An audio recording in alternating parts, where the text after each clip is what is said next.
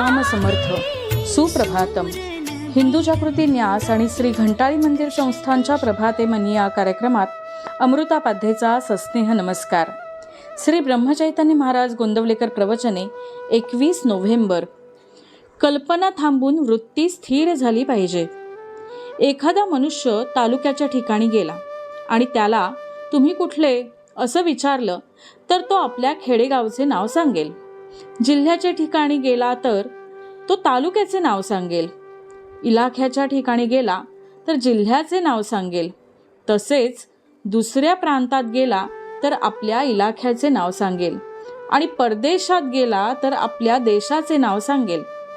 म्हणजे मनुष्याच्या ठिकाणी जेवढी विशालता येईल तेवढे भेदभाव कमी होतात. तसे मनुष्य कोणत्याही धर्माचा असला तरी सर्व धर्मांचे मूळ एकच असल्यामुळे त्या मुळाशी जो गेला त्याला सर्व धर्म सारखेच.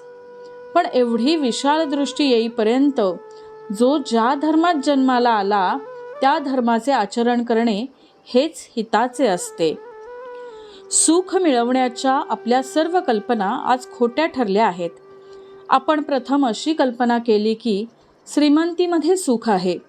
त्याप्रमाणे रगड पैसा मिळवला तरी आपल्याला जर सुख मिळाले नाही तर आपली कल्पना खोटी होती असे म्हणायला काय हरकत आहे.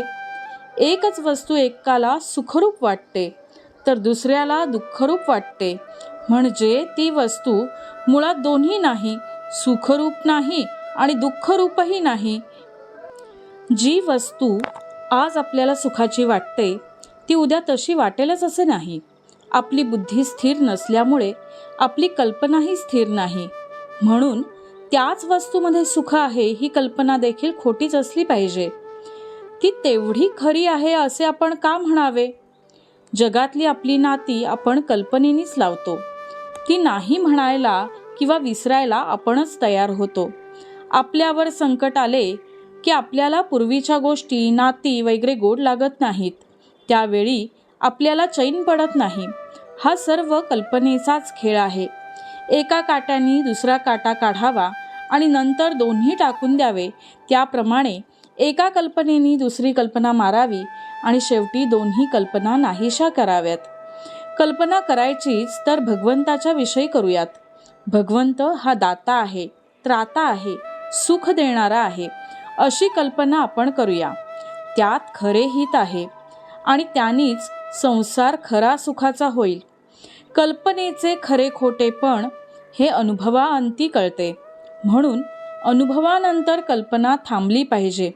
अशा रीतीने कल्पना थांबल्यावर आणि वृत्ती स्थिर झाल्यावर तिला स्थिर वस्तूवर चिकटवून ठेवले पाहिजे. भगवंत ही अशी एकच स्थिर वस्तू आहे.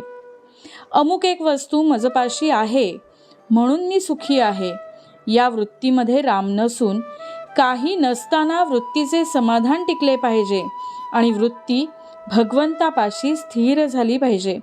हेच परमार्थाचे खरे मर्म आहे. बोधवचन. कल्पना म्हणजे मायेचे हत्यार. कल्पनारहित थोडे नामही फळ देईल. आजचा हिंदू कर्तव्य दिनविशेष गुरुपुषामृत योग सकाळी 6:52 ते दुपारी 3:34. मंडळी, रामरायाचे आणि श्री घंटाळी देवीचे शुभाशीर्वाद तुमच्या सर्व कुटुंबावर अक्षुण्य राहोत ही प्रार्थना. जानकी जीवन स्मरण. जय जय राम.